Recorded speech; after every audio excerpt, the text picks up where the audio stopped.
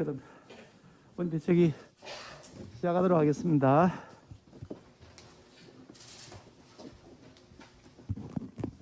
수능이 100일 앞으로 다가왔습니다. 지난해에 이어서 올해도 코로나 상황에서 수능을 치러야 하는 고3 수험생들 생각하면 매우 안타까운 마음을 금할 수 없습니다.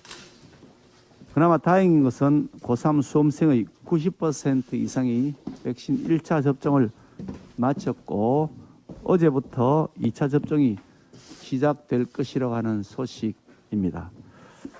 부작용이 없이 코로나 감염 위협에서 조금이라도 벗어나서 남은 시간 학업에 집중해서 좋은 성과 얻게 되기를 진심으로 응원합니다.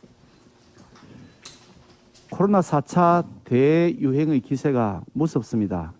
개인 방역과 물리적인 거리두기, 정부 통제에 의한 방식은 명백한 한계에 부딪혀 있으며 믿을 것은 오로지 백신 접종밖에 없는 것이 확인되고 있습니다.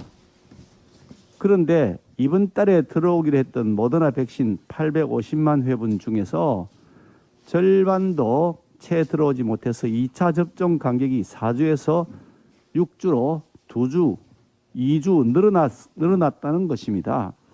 2차 접종을 앞둔 국민들은 원하지 않게 또차 접종을 하게 되지는 않을까 하는 우려를 하고 또 접종 간격이 늘어나면서 효과가 떨어지지 않을까 하는 우려를 할 수밖에 없게 되었습니다. 어제부터 접종 예약을 시작했던 50세 미만 국민들도 어떤 백신을 접종하게 될지 몰라 불안하기는 마찬가지입니다. 지난 2월 달에 백신 접종을 시작한 이후로 정부는 근거가 희박한 희망 고문을 계속해왔고 대통령은 수시로 거짓말을 하면서 국민들로 하여금 헷갈리게 했습니다. 오락가락 정책으로 혼란을 정부 스스로 자초했습니다. 대통령과 여당은 다국적 백신 회사의 공급 물량에 매달리는 상황을 탓했지만 백신 선진국들 한번 보십시오. 2차 접종까지 완료하고 부스트샷 접종은 물론이고 나아가서 내년도 접종 물량까지 쓸어담고 있는 실정입니다. 문 대통령은 K방역이라고 하면서 자화자찬했지만 그것은 내용을 들여다보면 국민들에게 끝없는 희생과 고통을 강요하는 것이 그 실체였습니다.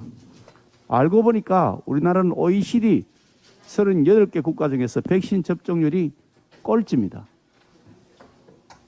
이런데도 불구하고 문재인 대통령은 국민의 생명과 안전을 지키기 위해 우리가 할 수 있는 방법 중에 하나로 백신 접종률을 높이는 것이라고 꼽았습니다.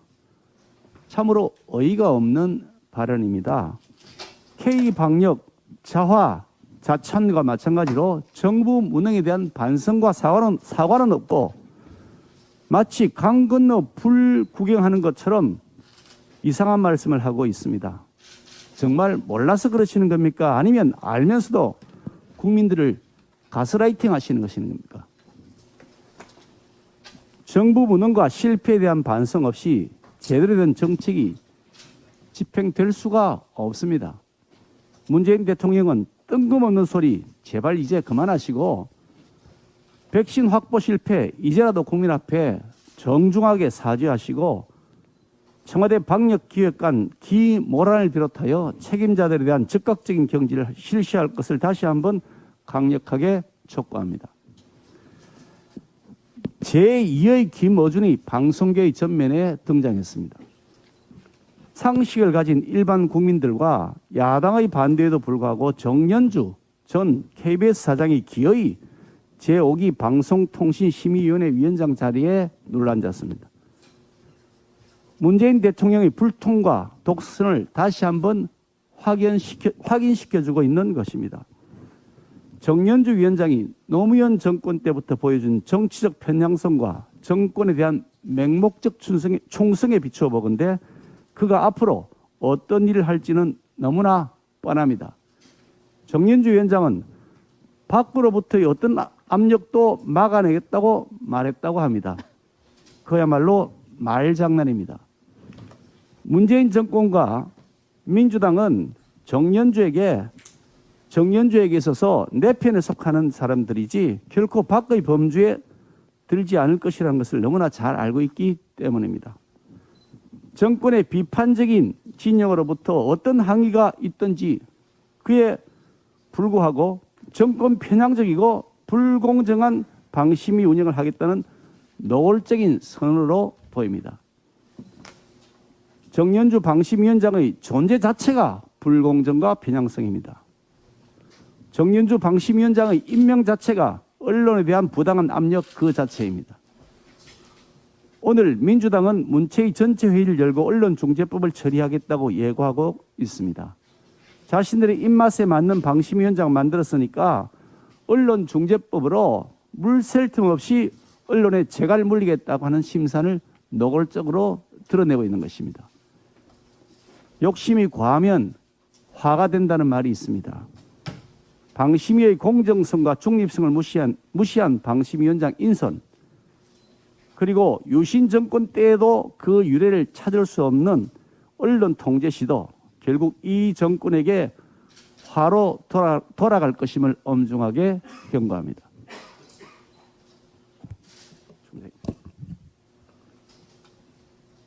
문재인 대통령은 대한민국 안보를 포기했습니다. 문재인 정권 들어서 4년 동안 국방업적은 실로 놀랍습니다. 대한민국군은 월남전 이후 세계 군사 전문가들이 타이거라는 이름을 붙이고 세계 최강의 전투력이라고 평가했습니다. 이 호랑이가 단 4년 만에 종이 호랑이로 변했고 국민들에게는 이를 숨기기 위해서 아미 타이거라는 이름을 붙여 120만 명의 북한 인민군에 대적하기에 절대 부족한 50만 명 수준으로 12만 명을 감축했습니다.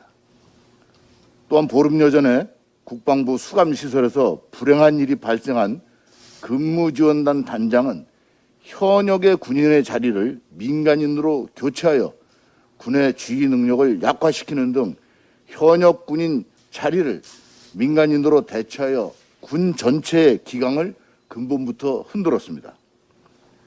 대한민국의 가장 큰 힘이었던 한미동맹을 이름뿐인 동맹으로 만들고 있습니다. 군의 지휘권은 바로 전투력 발휘의 핵심이며 동맹의 실체이고 한미연합사령부가 그 상징적인 역할을 하고 있습니다.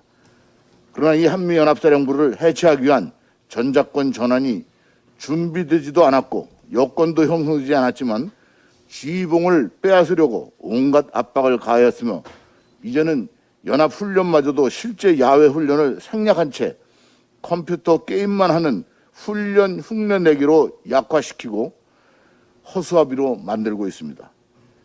평시 최소 인원으로 편성된 사령부는 전시 체제 연합훈련을 위해서 미군은 무려 1000명 정도가 한국에 증원되었습니다. 한국군은 최소한도 가장 적게 잡아도 400명 이상을 증원하여야 됨에도 통역요원 몇십 명으로 대치하고 말았습니다. 합참 예하에 작전사는 아예 증원요원을 운영하지 않는 것으로 확인됐습니다. 말로는 훈련을 한다고 했지만 실제는 훈련을 포기했습니다. 또한 국민의 안위를 챙기는 모습은 눈을 씻고 봐도 없습니다. 과거 을지 연습을 한다면 대통령부터 행정부, 지방자치단체까지 전시에 일어날 수 있는 상황을 상정하여 을지 국무회의를 필두로 전 행정부서가 위기 매뉴얼을 점검하고 지방에서는 향방작전태세와 국민보호조치 연습을 해왔습니다. 그러나 올해는 흉내조차 내지 않는 것으로 확인됐습니다. 포탄과 총탄이 문정권은 피해갑니까? 김일성의 남침으로 우리 부모님과 할머니, 할아버지들이 겪은 처절한 고통은 이제 우리 자식들에게 반복되지 않도록 예방하자는데 김일성의 손녀딸인 김여정이 훈련하지 말라는 말 한마디에 국군 통수권자가 손을 놓아버린 오늘은 치욕적인 날이며 역사에 새겨두어야 할 날입니다. 통수권을 포기했으면 청와대에 있을 자격도 없습니다. 이상입니다. 부총장, 부총장 순서대로 말씀하시죠. 뻔뻔스러운 민주당은 즉각 국방위원회 소집에 응하기 바랍니다.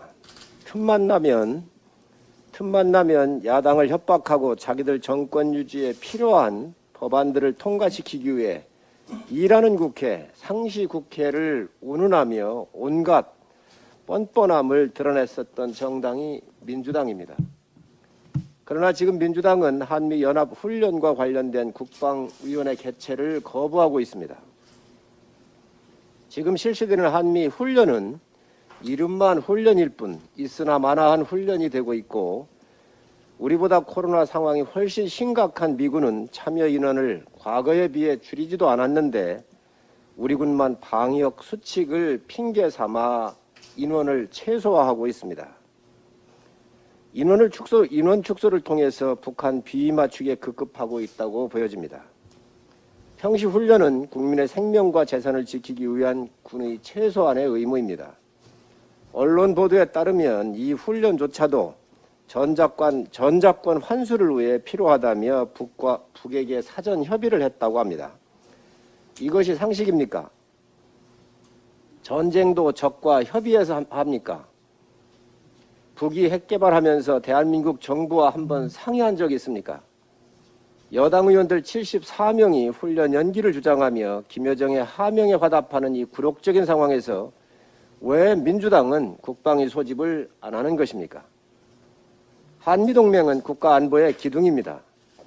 미군은 계획대로 충원 인력들이 들어와 훈련에 임하고 있는데 우리 군은 얼마나 축소됐는지 몇 명이 참여하는지조차 답을 안 하고 있습니다. 중국이 훈련 중지를 압박하며 내정 간섭을 해도 청와대와 정부는 입장 하나 내놓지 않고 있습니다. 도대체 지금 국가가 존재하긴 하는 것입니까? 군의 생명은 훈련입니다. 훈련만이 전쟁을 억제하고 협상력을 높일 수 있는 수단입니다. 힘의 우위만이 대한민국을 지켜낼 수 있습니다. 군이 정상적으로 작동되고 있는지 국민이 묻고 있는 이 중차대한 상황에 국방위원회는 개최가 반드시 있어야 합니다. 민주당은 국방위원회 소집에 응하기 바랍니다. 우리 부총장. 이 자주통일 충북 동지의 사건, 일명 청주 간첩단 사건 때문에 온 국민이 충격에 빠져 있습니다. 북한이 적화 통일의 일념을 포기하지 않고 끊임없이 대한민국을 무너뜨리려는 대남 공작 활동을 하고 있음이 사실로 확인이 되었고, 이제 세간에서 얘기하는 요즘 세상에 간첩이 어디 있느냐와는 통하지 않게 됐습니다. 이들은 김정은에게 충성맹세를 하는 혈서를 썼습니다. 김정은 원수에게 충성을 다하겠다는 혈서를 쓰고 수년 동안 암호화된 파일을 이용해서 84차례나 북한의 지령을 받고 또 보고 활동을 했습니다. 북한으로부터 받은 지령 내용을 보면 무시무시합니다. 북한이 두려워하는 스텔스 전투기 도입 반대 운동을 해라. 북한 김정은 위원장 서울 방문 분위기를 조성해라. 진보정당 간부와 우리법연구회 멤버, 민주노총 간부를 포섭해라.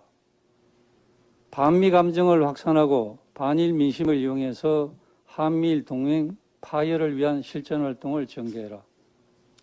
또 지난 총선에서는 미래통합당을 사회적으로 고립 위축시키기 위한 실천투쟁을 적극 점거해라. 야당 후보들을 적폐 세력으로 몰아 낙선시키고 야당을 적폐정당으로 낙인시켜 지지 하락시키는 선전전을 전개해라. 등등 그야말로 대한민국의 국가 전복을 시도하고 있었습니다. 김정은이 한국군은 현재도 미래에도 내 상대가 아니다라고 말을 한 적이 있습니다. 그렇게 큰 소리 치는 이유가 또 우리 대통령에 대해서 삶은 소대가리, 머저리 등등 막말로 모욕을 주는 대한민국을 무시하는 태도가 북한은 핵무기를 가지고 있다는 이러한 자신감 이외에 본인에게 충성맹세를 혈서로 하고 전국에서 북한을 위해서 대한민국을 파괴하기 위한 북한의 지지 세력들이 이렇게 적극적으로 활동하고 있다라는 데서 그런 자신감이 나오는 것이 아닌가 이렇게 생각을 합니다. 김일성 주체사상을 직접 만들었다는 황양엽 씨는 우리 한국에는 북한 간첩이 5만 명이 활동하고 있다고 얘기한 적이 있습니다. 지금 우리나라 전국 방방곡곡에서 우리 사회의 구석구석에서 북한의 지령을 받고 우리 사회를 무너뜨리려는 이러한 청주 간첩단과 같은 스파이 조직들이 분명히 활동하고 있다고 봐야 됩니다. 이번 간첩 사건을 계기로 경찰, 국정원 등 국가기관을 총동원해서 이 나라를 파괴하려는 안보 위해 세력들을 발본색원해야 될 것입니다. 더욱 놀라운 것은 이번 간첩단의 일원들이 지난 대선에서 문재인 대통령 선거 캠프에 참여한 적이 있다고 합니다. 그렇다면 대통령의 당선에 간첩들의 도움을 받았다는 얘기가 되는 것 아니겠습니까? 문재인 대통령은 침묵으로 일관할 것이 아니라 입장을 밝혀야 됩니다. 지난 대선에서 여론 조작을 해서 대선에 도움을 줬다고 인정되는 드루킹 사건으로 대통령이 최측근이었던 김경수 전 지사가 유죄가 인정되어서 법정 구속이 되었습니다. 여기에서도 국민에 대해서 전혀 입장을 밝히지 않고 있습니다. 청와대는 침묵으로 일관할 것이 아니라 국민에게 분명한 입장을 밝혀야 됩니다. 어떻게 간첩단들이 내 대선 캠프에서 일을 할 수가 있었는지, 국민을 이렇게 불안하게 만든 국정원과 대통령은 진심으로 국민들에게 사과를 하고 대통령께서는 분명히 여기에 대해서 입장을 밝혀주시기 바랍니다. 비겁하게 뒤에 숨어 있으면 안 됩니다.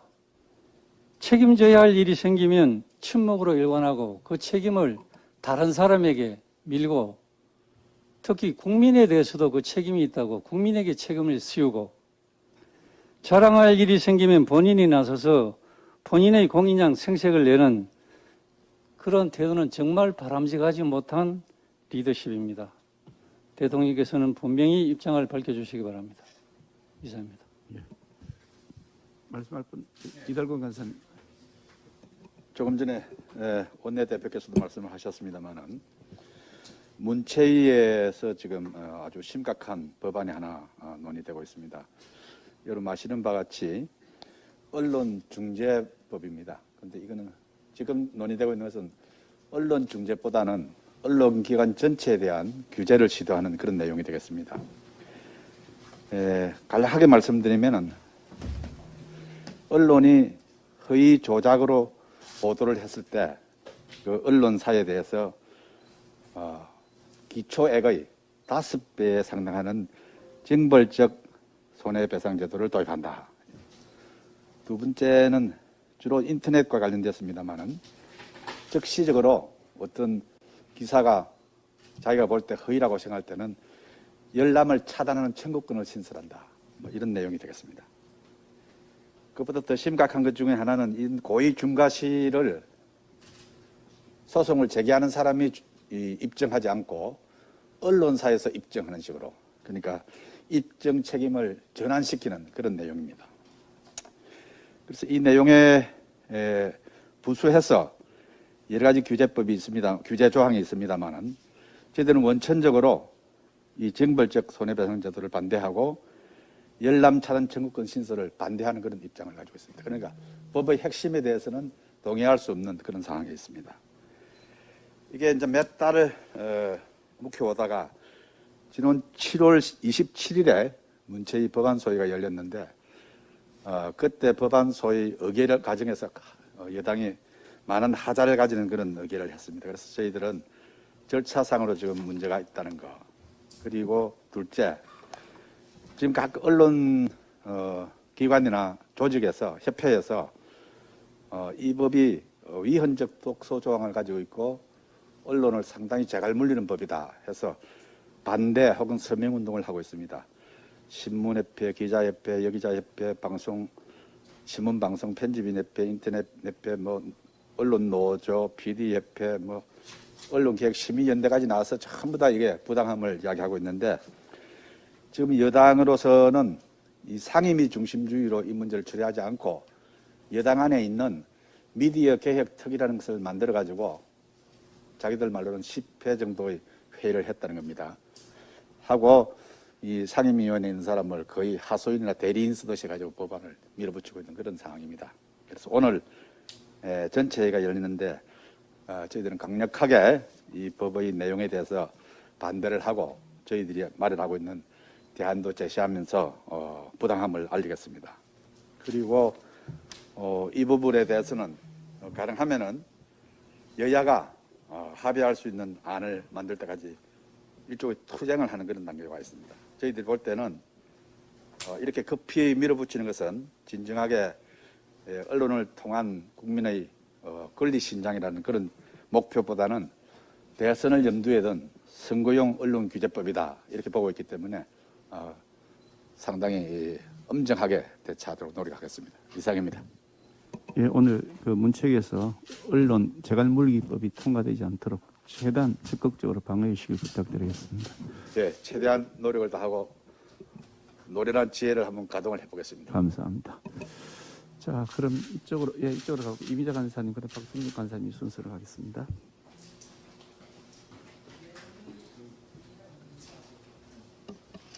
네, 지난 5일 대통령 직속 탄소중립위원회에서 3가지 탄소중립 시나리오를 공개했습니다. 어떤 방식이든지 간에 현재 주 발전 원인 원자력을 대폭 줄이겠다는 것입니다. 3개의 시나리오에서 원전 비중은 6.1%에서 7.2%, 2018년의 23.4%에 비해서 대폭 줄이는 반면에 현재 6%인 신재생에너지 발전 비중은 최대 70%로 확대하겠다는 얘기인데요. 그렇게 함에도 불구하고 이러한 이하는 넷째로 달성을 할 수가 없습니다. 이와 관련돼서 한 말씀 드리겠습니다. 문재인 정부의 탄소 중립 정책은 값비싼 생수로 빨래를 하는 격입니다. 2050 탄소중립위원회가 지난 5일 공개한 탄소중립 3가지 시나리오 이러한 이안 모두 2050년 온실가스 순 배출량은 각각 2,540만 톤과 1,870만 톤으로 전망했습니다. 유일하게 넷제로를 달성한다는 사만조차 전기, 수소차 보급 비율을 97% 등 모호한 목표만 정했을 뿐 석탄발전소의 퇴출 시점조차 제시하지 않았습니다. 사실상 탄소 중립이 불가능함을 인정한 것이며 이를 고지를 향하기도 전에 목표를 표기한 것입니다. 이는 문재인 정부가 세계 최고 수준의 기술력을 가진 원전 활용을 포기했기 때문입니다. 탄소 중립을 위해서는 석탄 발전을 퇴출하고 원전 발전을 늘려야 합니다. 그러나 정부는 탄소 집약도가 원자력에 비해 31배나 높은 석탄 발전에 의존하고 있습니다. 전력거래소 등에 따르면 지난 20일부터 말일까지 석탄 화력발전소 가동률은 평균 95.2%로 집계됐습니다. 사실상 원전 가동체계로 운영된 셈입니다. 이뿐만이 아닙니다. 새만금 후에 시범사업으로 추진된 수상태양광은 조류 배설물로 뒤덮여 있습니다. 정부는 새만금 수상태양광 사업을 추진하면서 패널 별도 세척은 필요 없다고 주장했지만 결과는 딴판으로 나왔습니다. 갈매기, 백로, 외가리, 가마오지 등의 서식지 새만금에 깔릴 수백만 장 패널 청소는 화학물질 세정제로 인한 수질 오염이 우려되지만 안 할 수도 없는 노릇 아니겠습니까? 발전 효율이 떨어지는 데다 조류 배설물이 포함된 강한 산성 물질은 패널을 부식시키고 성능을 떨어뜨리기 때문입니다. 이처럼 신재생 에너지는 안정적인 전력 공급과 경제성 문제 이외에도 환경 측면에서도 기저전력을 담당하기에 알맞지 않습니다. 더 이상 희망 고문식 청사진으로 국민과 국제사회를 속이는 행동을 중단해야 합니다. 첫째, 근거 없는 탈원전 정책은 그 자체로 어불성설입니다. 정부의 탈원전 정책은 국민의 막연한 두려움을 이념적인 틀에 가둬 만들어진 정책입니다. 모자라는 전기는 중국과 러시아에서 수입할지언정 탈원전 정책 실패는 인정하지 않겠다는 아집부터 버려야 합니다. 둘째, 비현실적인 숫자 노름에 불과한 시나리오를 원점 재검토해야 합니다. 단중위는 전력 생산에서 원전 비중을 29%에서 6 내지 7%로 낮추는 대신에 태양광과 풍력을 최대 71%까지 늘리겠다고 제시했습니다. 지금보다도 용량을 40배까지 늘리고 서울 면적의 5배 이상을 태양광 패널로 덮어야 합니다. 현실성이 있습니까? 마지막으로 국민 부담 대응 비용 증가에 대한 분석과 결과를 공개하십시오. 탄소 중립 시나리오와는 재생에너지에만 의존하는 비용과 전기요금 등에 대한 분석조차 없습니다. 원전을 최대한 활용해도 실현하기 어려운 탄소 중립입니다. 면밀한 경제성 분석이 반드시 필요합니다.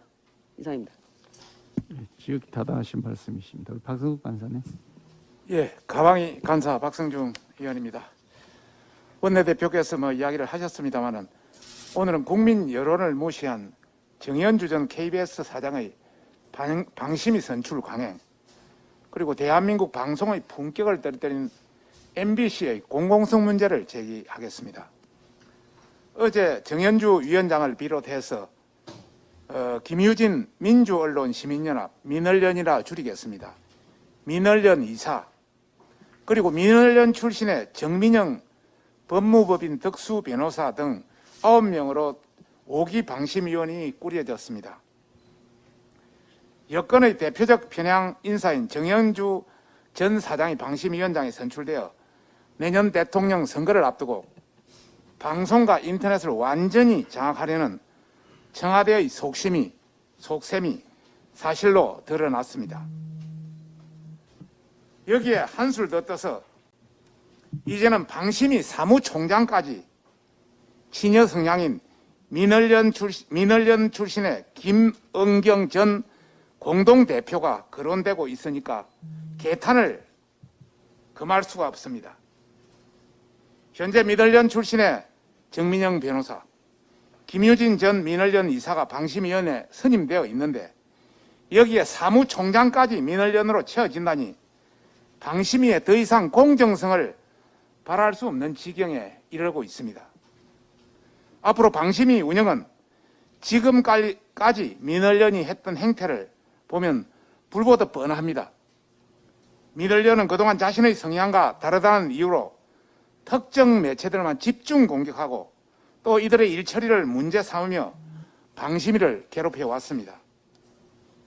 이런 사람들이 방심위원과 사무총장이까지 장악한다니 더 이상 방심위는 국민을 위해 존재하는 것이 아니라 청와대 소속 심의기관일 뿐입니다. 다시 한번 요구합니다. 청와대와 정연주에게 방심위의 공정성을 위해서 정연주는 위원장을 스스로 물러나십시오. 그리고 사무총장에 민언련 출신이 아닌 공정성을 담보할 수 있는 인물을 선택하십시오. 2020년 도쿄올림픽이 지난 일요일 막을 내렸습니다. 지난달 23일 개막해서 16일 동안 29개 종목에서 232명의 국가대표 선수들이 뜨거운 열정을 불태우며 국민께는 큰 기쁨을 안겨드렸지만 지상파 방송인 MBC가 나라 망신에 가까운 중계 사고를 내면서 오점을 남겼습니다. MBC 중계 논란은 개막식부터 시작돼서 폐막식까지 이어졌습니다. 우크라이나를 소개하면서 체르노빌 원전 사진을 송출하면서 재앙이 시작됐습니다. 수십 개의 국가 정보가 부적절하거나 오류 내용으로 송출되고 자책골을 넣은 루마니아 선수에게 고마워요 하는 자막까지 내보냈습니다. MBC의 무지는 우리나라 선수에게도 이어졌습니다. 4강전에 진출한 김연경 선수에게 야구, 축구와 비교하며 질문해 국민적 비판을 받았고 허벅지 부상으로 레이스를 기권한 남자 마라톤 오주환 선수에게는 찬물을 끼얹었다며 비아냥거리고 방송의 품격을 떨어뜨렸습니다. 끊이지 않는 아마추어적 실수가 대한민국 대표 지상파 방송사 MBC에서 발생했다는 사실에 아연실색할 수밖에 없습니다. 대한민국 국격 격하를 넘어서 대한민국 나라 망신입니다. 이에 대해서 MBC는 공공성 강화위원회를 만들어서 재발 방지에 나서겠다고 밝혔지만은 지난 2008년 베이징 올림픽에서도 다른 나라를 비하해서 방심이 중징계를 받은 MBC의 공허한 내침을 들어줄 국민은 없습니다.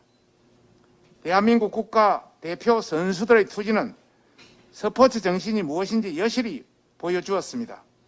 그러나 개국 52주년을 맞은 MBC는 방송 정신이 무엇인지 여전히 모르고 있는 듯합니다. 어제부로 출범한 방심위는 이번 MBC의 이번 중계 논란에 대해서 철저한 조사와 징계를 통해서 재발 방지에 만전을 기해야 할 것입니다. 이상입니다. 네, 수고하셨습니다. 발언하실 분 계신 하시겠습니까? 예, 하시셨어요. 네, 들으시죠. 예.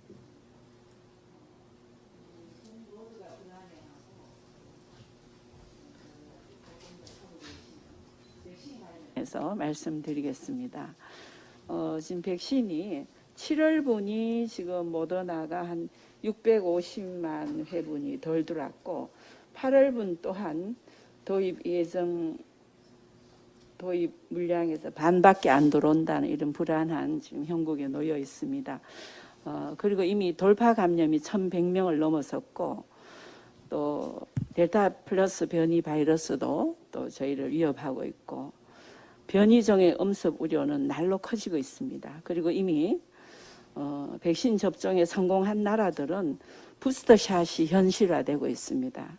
이런 상황에서 의료 전문가들과 저희 국민의힘 의원들이 지난해부터 방역의 핵심은 백신 접종이라고 늘 강조해왔습니다. 그런데 이 정부가 백신 도입에 늑장을 부리더니 그 늑장을 부리고 그나마 늦게라도 계약했다고 한 물량이 제때 도입되지 않아서 또한 접종 예방센터나 접종센터나 또 위탁 접종센터에서 백신 물량을 기다려야 되고 국민들은 제때 백신을 못 맞고 있습니다. 그리고 1차 접종을 끝낸 분들이 2차 접종을 지금 기다리고 있는데 지금으로서는 제때 2차 접종이 어렵습니다. 그래서 급기야 화이자나 모더나 같은 경우 보통 접종 후 한 3주 내지 4주 후에 2차 접종이 이루어져야 되는데 지금 6주로 간격을 늘리고 있고 또한 2차 접종을 받아야 되는 사람들의 접종분을 아랫돌 빼서 윗돌 공구는 식으로 또 1차 접종에 투입하는 바람에 그 간격도 넓어져서 지금 돌파 감염이라든지 변이 바이러스에 의해서 그러지 않아도 면역률이 10% 이상 떨어지고 있는 마당에 정말 이 백신 접종으로 인한 면역의 이런 현실화는 상당히 어려운 가운데 있습니다. 그리고 지금 현황을 말씀드리면 백신 접종이 1차가 한 우리가 40.8%, 2,079만 명, 2차가 한 15%, 768만 명이 8월 9일 현재 완료되었는데 세계 평균이 15.3%입니다. 그리고 저희는 OECD 38개국 중 최하위를 기록하고 있습니다. 그리고 백신 접종 세계 순위에 있어서는 91위를 마크하고 있습니다. 참 이걸 어떻게 해석해야 될지 모르겠습니다. 그리고 또 집단 면역을 도달하는 데 필요한 기간이 현재 기준으로 6개월이 예상되고 있습니다. 일본은 저희보다 늦게 접종을 시작했지만 지금 1개월입니다. 중국은 3개월입니다. 우리는 여러 가지 수치에 있어서 콜롬비아보다 못한 그런 수준에 머무르고 있어서 해외 언론들까지도 정말 저희 나라의 이러한 백신 접종의 부실함을 지적하고 있습니다. 그런 와중에 또한 친정부 단체인 민주노총은 지난 7월 3일 날 1만 명가량의 집회를 했고 또 아이러니하게도 그와 맞물려서 4차 대유행이 지금 진행되고 있습니다. 그리고 또한 그들은 10월 말이 되면 110만 명이 모이는 또 집회를 하겠다고 얼음장을 놓고 있습니다. 그리고 지금 7월 3일 날 있었던 민주노총 1만 명 집회에 대한 정부의 대응은 오늘 뉴스로 그 노조위원장을 영장을 청구했다고는 합디다마는 상당히 더디고 느렸습니다. 그런데 지금 110만 명이 참여하는 총파업에 대해서도 정말 국무총리나 질병청장이 가서 머리 숙이고 부탁하는 이런 쇼를 하지 말고 단호한 태도를 보여야 한다는 것이 국민들의 목소리입니다.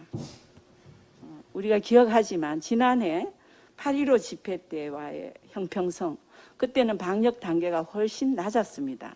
지금 4단계가 이미 장기화되고 있습니다. 이런 형국에서도 친정부 단체냐 또 일반 시민 단체냐에 따라서 이렇게 다른 잣대로 하고 있다는 것은 정말 우리 국민들이 느끼는 내로남불과 정말 내 편, 네 편의 정부를 의식하지 않을 수 없습니다.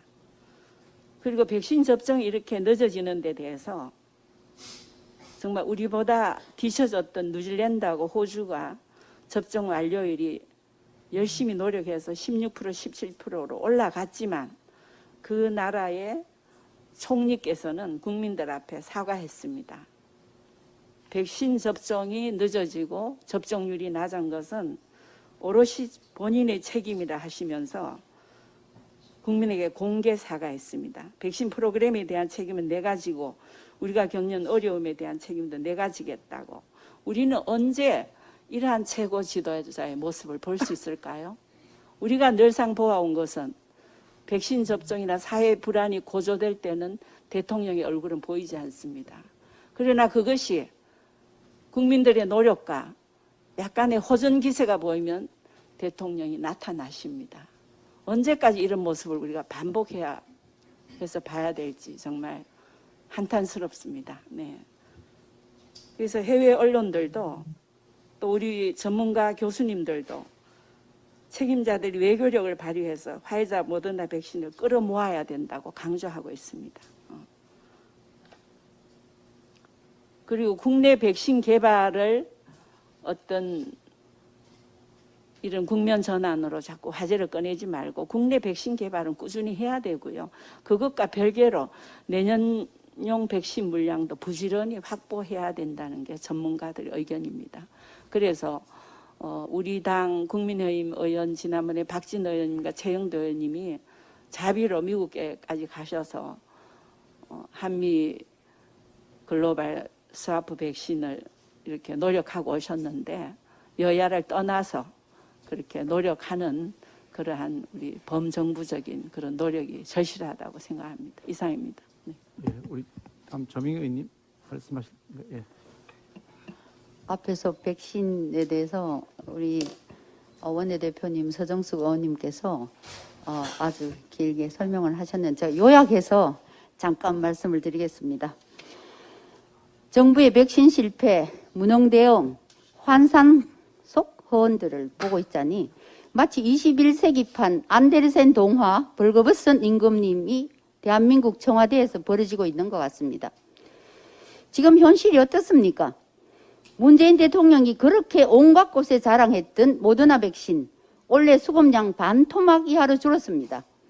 우리나라 백신 접종 15%가 OECD 38개 국가 중 꼴찌입니다. 이미 아시겠지만 비슷한 시기 접종을 시작한 일본의 32.9%의 절반도 안 되고 남미의 콜롬비아 25%, 코스타리카 16.7%보다도 낮습니다. 세계 평균 15.3%보다도 미치지 못합니다.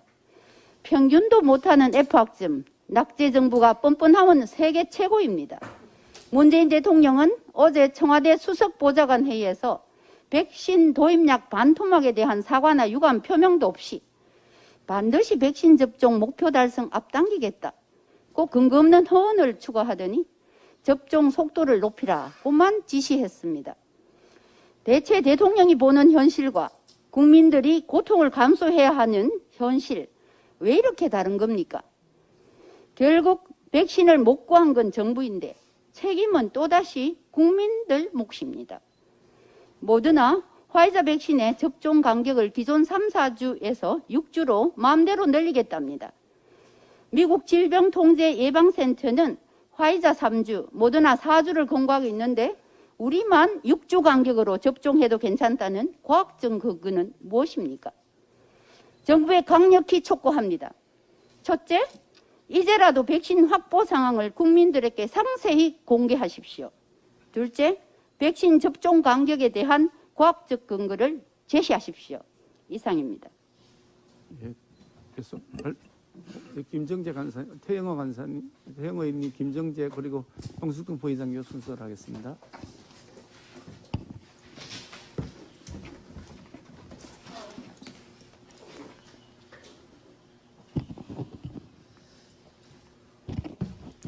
말이 안 나오네.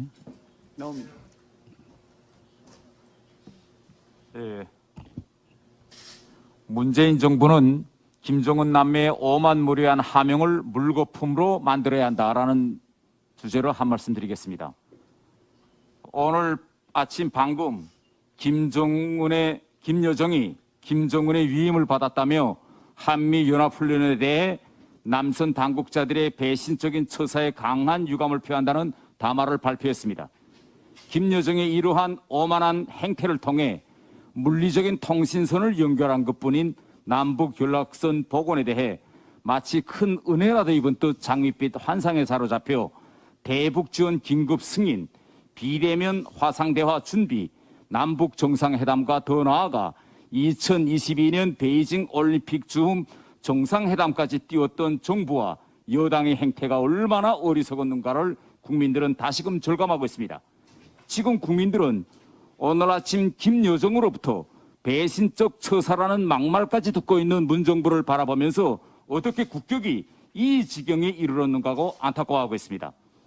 김정은 남매가 이렇게 우리 국격을 무시하고 오만하게 나오고 있는 것은 우리의 주권 사항인 한미 군사훈련을 북한과의 협상 영역으로 만들어버린 문재인 정부의 책임이 큽니다. 김여정이 희망이냐 절망이냐 선택하라고 협박하고 중국 외교부장까지 나서서 훈련 중단을 압박해왔을 때 문재인 정부는 당연히 한미연합훈련은 우리의 주권사항이며 강화된 북핵 위협 앞에서 한미연합훈련을 계획대로 한다는 원칙적 입장을 밝혔어야 했습니다. 올해 1월 김정은이 노동당 대회에서 연합훈련 중단을 요구하니 문재인 대통령은 연합훈련을 북한과 협의할 수 있다고 엉뚱하게 화답하여 한미연합훈련을 북한과의 협상 영역으로 밀어넣었습니다. 3월 훈련이 실시되고 김여정이 얼빠진 선택을 했다며 막말을 퍼부었으나 청와대는 침묵으로 일관하여 김여정의 못된 버릇을 굳혀주었습니다. 문재인 대통령은 5월 미국 방문해서 돌아온 지 며칠 안 돼요. 코로나로 대규모 훈련은 어렵지 않겠나며 한미연합훈련에 먼저 선을 그어주었습니다. 그 사이 남북 정상의 친서가 여러 번 오갔다고 하나 그 친서에 어떤 내용이 언급되어 있는지, 왜 갑자기 오늘 아침 김여정이 배신이라는 말을 입에 올렸는지 우리 국민은 모르고 있습니다. 김여정이 연락 채널 복구에 마치 청구서 내밀듯 훈련 중단을 압박하자 문재인 대통령은 군 수뇌부에게 미국 측과 신중하게 협의하라고 지시했습니다.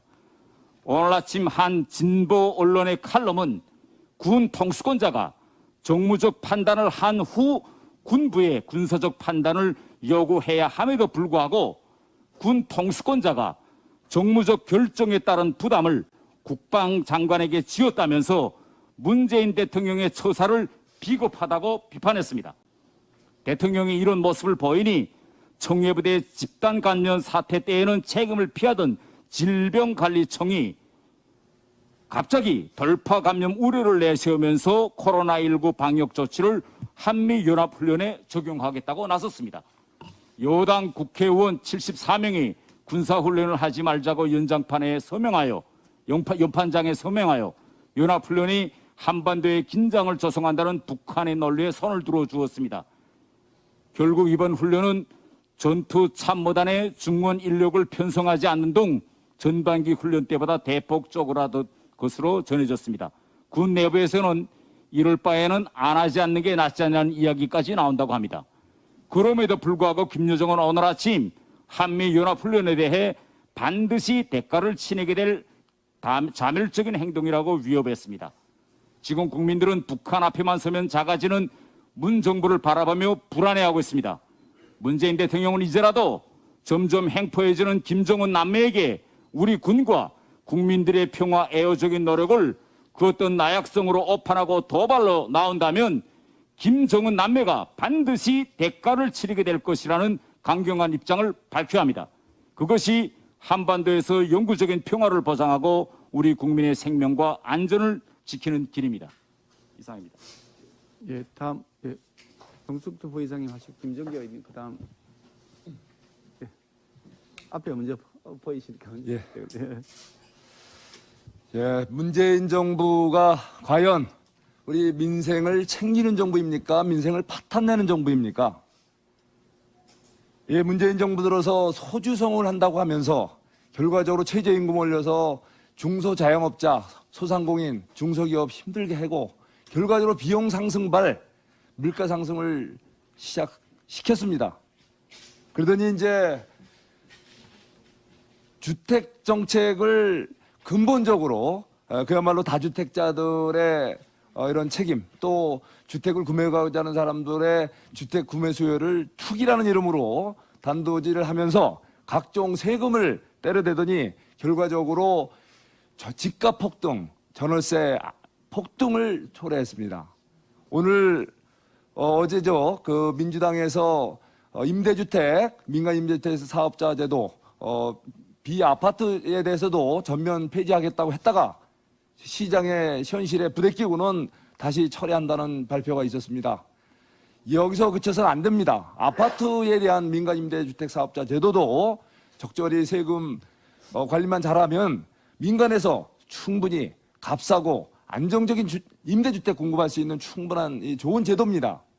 다시 한번 이 집값, 잘못된 이 세금, 잘못된 이런 주택 정책으로 전월세 시장을 그야말로 파탄 지경까지 이끌어낸 문재인 정부 주택 정책 다시 한번 재고하시기 바랍니다. 최근에 물가 상승이 심상치가 않습니다. 지금 한국 식품 물가 기준으로는 전년 대비 7.3%로 OECD 국가 중에 제일 높은 수준이라고 합니다. 특히 7월에 농축수산물 물가는 전년 동월 대비 10% 가까이 상승했습니다. 자, 이런 원인들이 여러 가지 이런 기후나 이런 영향도 있겠지만 특히 그 문재인 정부 들어서 무슨 외국인 인권을 챙긴다고 합니다. 예, 무슨 외국인 근로자들 그 주택을, 정식 주택을 그 숙소를 구해서 입주시켜야 한다는 겁니다. 지금 다주택자를 투기꾼으로 몰아가면서 내 집도 없어서 농막에 살면서 농사 짓는 이 농민들에게 외국인들을 위한 주택을 마련해서 입주시키라고 하니 이게 제대로 된 정부입니까? 그러다 보니까 많은 이런 시설농들이 농사를 봄에 심어놓고도 지금 수확기에 인력이 없어서 수확을 못하고 지금 그야말로 농축산물 그 인력 부족 문제로 지금 노는 시설 지금 판판이 그게 결과적으로 이렇게 여름 이렇게 농산물가 급등으로 나타난 겁니다. 이 잘못된 정책이 이게 한두 개가 아니에요. 백신 문제도 물론이고 집값 문제 물론이고 이렇게 심지어 밥상 식품 물가까지도 정부의 잘못된 정책으로 이렇게 오르기만 하는데 이거에 대해서 정말 제대로 좀 정신 차리고 좀 바꿔주십시오. 인플레야말로 소리 없이 서민들의 호주머니를 터는 아주 못된 현상입니다. 바로 잡아주시기 바랍니다. 이상입니다. 김정재 간사님 말씀 주십시오.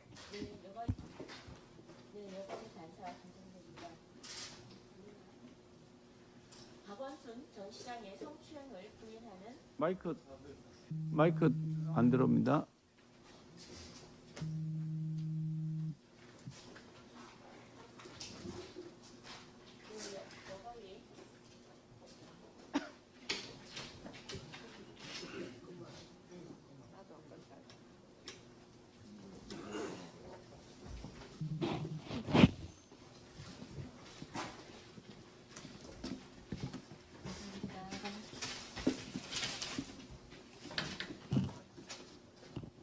네, 여가위 간사 김정재입니다.